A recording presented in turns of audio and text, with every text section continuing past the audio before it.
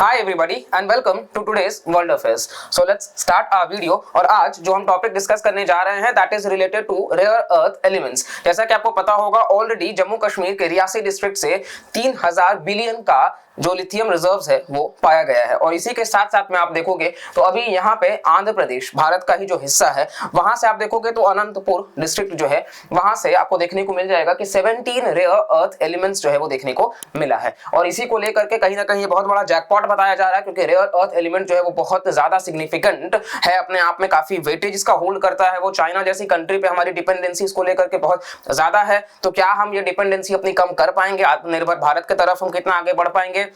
और साथ साथ में ये एलिमेंट्स का इस्तेमाल कहाँ पे होता है, बाकी कंट्रीज का क्या हाल है, सारी चीजों को यहाँ पे हम डिस्कस करेंगे डिटेल में। और इससे जुड़े चैलेंजेस भी क्या रहे हैं और क्या वे फॉरवर्ड हो सकता है। सो लेट्स स्टार्ट दिस वीडियो। और इस वीडियो को पूरा देखने के लिए आपको ऑलरेडी हम थैंक यू कह रहे हैं, तो प्लीज पूरा देखिएगा और इस इन्फॉर्मेशन को आप नोट डाउन भी करते चलिएगा। So let's start this video and this video is presented by me Rajat Dubey and this is what is rare earth element. ठीक है, आप यहाँ पे देखोगे तो बेसिकली दो लीडर्स आपस में कांग्रेचुलेट करते हुए इस मूवमेंट को। और यहाँ पे नेक्स्ट आप देखोगे तो यहाँ पे जम्मू कश्मीर, जैसा कि हमने आपको बताया कि ऑलरेडी 3000 बिलियन का जो है वो लिथियम रिजर्व्स देखने को मिलेगा। लिथियम ट्रायंगल हमने ऑलरेडी देखा है कि अर्जेंटीना, बोलीविया, चिले। और लिथियम का जो इस्तेमाल है व्हाइट गोल्ड जिसको बोलते हैं, तो इसका इस्तेमाल हमने ऑलरेडी देखा कि बहुत सारे जो इलेक्ट्रॉनिक इंडस्ट्रीज हैं वो लिथियम के ही ऊपर डिपेंडेंट है, इलेक्ट्रिक व्हीकल्स वगैरह। और साथ साथ में अब आंध्र प्रदेश ने भी मौके पे चौका मार दिया है और अनंतपुर जिले से 17 रेयर अर्थ एलिमेंट्स देखने को मिला है। और इसी चीज को लेकर के काफी ज्यादा यहाँ पे पब्लिक सेक्टर अंडरटेकिंग है IREL, इन्होंने अनाउंस किया है 400% का एक्सपेंशन माइनिंग के फील्ड में। मतलब कि इनका ये कंट्रीब्यूशन होगा कि इनका टारगेट है कि 50 मिलियन टन्स का रेयर अर्थ मिनरल्स एक्सकैवेट करना बाय द ईयर 2032। ये बहुत बड़ा अमाउंट है अपने आप में, 50 मिलियन टन्स बाय 2032, क्योंकि ये एक इकलौता PSU है जो माइनिंग से जुड़ा हुआ है, इंडियन रेयर अर्थ एलिमेंट। ठीक है, इसके अलावा ये भारत का मैप जहां आप देखोगे तो ये यहाँ पे हमने बात करा जम्मू कश्मीर का। ठीक है, तो यहाँ ऑलरेडी पाया गया ही था। और अब यहाँ पे आप देखोगे तो ओवरऑल आंध्र प्रदेश में भी आपको देखने को मिल जाएगा कि आंध्र प्रदेश में ये जो है वो तो किस तरीके से भारत जो है वो हर तरीके से आपको देखने को मिल रहा होगा कि यहाँ पे नए यहाँ पे उड़ीसा में भी अभी गोल्ड रिजर्व देखने को मिला है। फिर इसके अलावा बिहार में भी देखोगे तो गोल्ड रिजर्व्स आपको देखने को मिला है। तो कई सारी यहाँ पे अरुणाचल प्रदेश में भी कहीं ना कहीं अभी रिसेंटली कुछ हद तक रेयर अर्थ एलिमेंट्स की बात करी गई है। तो ओवरऑल इंडिया जो है वो लगातार जैकपॉट पे जैकपॉट जो है वो क्लेम किए जा रहा है और यहाँ पे एक्सकैवेट किए जा रहा है। तो बेसिकली इससे हमारे भारत का जो ओवरऑल ज्योग्राफी है वो सुधरेगा और जो हमारे भारत के GDP में कंट्रीब्यूशन है वो भी बढ़ेगा। एक कुछ ऐसे रेयर अर्थ एलिमेंट्स भी हैं जैसे डिस्प्रोजियम, जो अपने आप में 50,000 रुपए पर केजी है। Can you imagine? मतलब एक रेयर अर्थ एलिमेंट सिर्फ इतना महंगा। और इसके अलावा हैदराबाद में बेस्ड ये नेशनल जियोफिजिकल रिसर्च इंस्टीट्यूट है जो कहीं ना कहीं एक्सकैवेशन का जिम्मेदारी लेता है, नेशनल जियोफिजिकल रिसर्च इंस्टीट्यूट। इसके अलावा आप देखोगे तो ये हमने बात किया जैसे कि ओडिशा और बिहार में भी गोल्ड रिजर्व्स देखने को मिले हैं, कर्नाटका वगैरह में बहुत ज्यादा है ही। तो ये कहीं ना कहीं मतलब आप देखोगे तो अभी बहुत हमें कहीं ना कहीं खुश होने के लिए बहुत सारे अवसर मिल रहे हैं। बस इस पे हमें और ज्यादा रिसर्च एंड डेवलपमेंट पे फोकस करके और बेहतर करना है। रीजंस की बात करते हैं कि ऑल ऑफ अ सडन ये चीजें मतलब अगर एक्सकैवेशंस हैं तो फिर पहले क्यों नहीं हो रही थी? तो सबसे पहला हम कारण कह सकते हैं कि नेग्लिजेंस, कहीं ना कहीं उस चीज को नेग्लेक्ट करना। तो 100% जो जियोलॉजिकल पोटेंशियल है भारत का, मतलब अगर ये हमारा भारत का प्यारा भारत का नक्शा है तो इसमें आप देखोगे तो कहीं ना कहीं 100% का जो पोटेंशियल है और इस 100% में महज 10% लैंड जो है वो एक्सप्लोर किया गया है, मात्र 10% को एक्सप्लोर किया गया, उसमें से भी माइनिंग सिर्फ 2% में ही देखने को मिलेगा। तो ये कितना ज्यादा, मतलब भारत अपने आप में 100% का पोटेंशियल होकर के सिर्फ 10% लैंड को माइन मतलब कहीं ना कहीं एक्सप्लोर करने की बात करी गई, जिसमें से माइन महज 2% का ही हो पाया। तो एक तो ये आप कारण देख सकते हो। दूसरा आप कारण देख सकते हो IREL, ये अपने आप में एक PSU है जिसका हेडक्वार्टर्स आपको मुंबई में मिल जाएगा और ये एक मिनी रत्ना कंपनी है, 1950 में एस्टैब्लिश किया गया।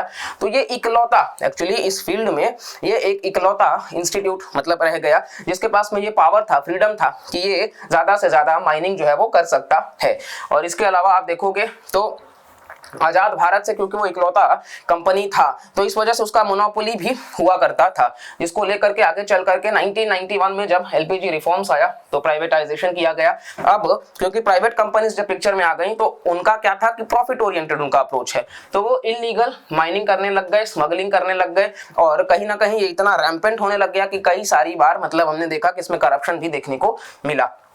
और इसी वजह से जो director general of foreign trade है डीजीएफटी, उन्होंने कहा कि कोई भी प्राइवेट कंपनी जो है वो एक्सपोर्ट नहीं करेगा बीच सैंड मिनरल्स किसी भी प्रकार से, ठीक है, सीधा सीधा मना कर दिया गया, यानी कि वापस से प्राइवेटाइजेशन को एंड किया गया और वापस से वो जो पीएसयू है उसी को पावर दिया गया। लेकिन देखिए अब जाहिर सी बात है, अगर मोनोपोली किसी एक का होगा तो प्रॉब्लम्स होंगे और उसके मोनोपोली की वजह से करप्शन उस पूरे बॉडी में भी हुआ, मिसमैनेजमेंट देखने को मिला और पावर का अब्यूज भी, क्योंकि कई बार रैम्पेंट तरीके से उसका मिसयूज किया गया, ठीक है। तो इसके साथ साथ केरल का एक डिस्ट्रिक्ट है अलापाड़, जो बेसिकली 87.5 स्क्वायर किलोमीटर का है, जिसका इतना ज्यादा एक्सकैवेशन होते होते वो श्रिंक हो गया 8.7 स्क्वायर किलोमीटर पे। तो ये है श्रिंकेज बेसिकली आप देखोगे तो। इसके अलावा करप्शन, ये सीसीआई ने भी बताया, कंपटीशन कमीशन ऑफ इंडिया ने भी, कि करप्शन तो है और इस करप्शन को दूर करना होगा। थर्ड पॉइंट की हम बात कर लेते हैं तो माओइस्ट इंसर्जेंसी। ज्यादातर आप देखेंगे तो जो भी रेयर अर्थ एलिमेंट्स हैं ये उन एरियाज में है या फिर वहां पे ये डोमिनेंस कुछ माओइस्ट का है, और वो माओइस्ट जो है वो बेसिकली इस हिसाब से वहां पे जुड़े हुए हैं कि अगर वहां पे कोई वर्कर 200 रुपए पर डे पे काम कर रहा है तो उसमें से 50 रुपए जबरदस्ती हर दिन का ये अपने पास रख लेते हैं। तो कहीं ना कहीं ये एक प्रॉब्लम है वहां पे। और जैसा कि हमने आपको बताया कि हमारी जो डिपेंडेंसी है वो चाइना को लेकर के 100% पे है, मतलब हम रेयर अर्थ एलिमेंट में पूरी तरीके से चाइना पे ही डिपेंडेंट हैं। और इस वजह से यूएस से जो है वो इनिशियली तो 1980s तक मेजर प्रोड्यूसर हुआ करता था रेयर अर्थ एलिमेंट का, लेकिन 1970s ने वो समय था जब चाइना अपने ऊपर काम करा और चाइना ने चीप लेबर का इस्तेमाल करके अपने इस सेक्टर में इतना ग्रो किया कि मतलब उन्होंने मतलब रेयर अर्थ एलिमेंट्स को भी चीप दाम पे निकालना चालू किया और साल 2008 आते आते 90% जो ग्लोबल प्रोडक्शन है इस एलिमेंट में उन पे चाइना का ही वर्चस्व बना। और आज ग्लोबली हम बात कर रहे हैं 2008, यानी कि 15 साल अब तो हो चुका है। फिर हम बात कर लेते हैं नेटो और ईयू कंट्रीज का। तो देखिए ये जो यूरोपियन यूनियन कंट्रीज हैं ये कहीं ना कहीं डिपेंडेंसी कम करने की बात कर रही है रशिया के ऊपर, लेकिन आप देखोगे तो ये चाइना को तो एलिमिनेट नहीं कर पा रहे हैं ना, और फिलहाल के लिए रशिया और चाइना जो है वो एलाइज हैं। तो आप एक हो सकता है कि इनडायरेक्ट तरीके से आप एलिमिनेट कर रहे हो, लेकिन डायरेक्ट तरीके से तो आप नहीं कर पा रहे हो। और नेक्स्ट हम बात कर लेते हैं कि यूएस के जो टॉम कॉटन है बेसिकली इन्होंने ये तक भी कहा कि अगर हम चाइना से पूरी तरीके से ठप कर देंगे तो साल भर में ये पूरा का पूरा इंडस्ट्री जो है यूएस का रेयर अर्थ एलिमेंट का वो बंद हो जाएगा। तो इतनी बड़ी बात, और ऐसा नहीं है कि ये सीनेट में बैठते हैं, ठीक है, तो रिप्रेजेंट करते हैं। इवन यूएस का मतलब चाइना ने कहा कि जो ताइवान को वो आर्म्स सप्लाई करते हैं इसको भी वो बंद करें, और वरना हम इसके लिए भी मतलब यूएस को सबक सिखाने का हमारे पास अलग अलग तरीका है।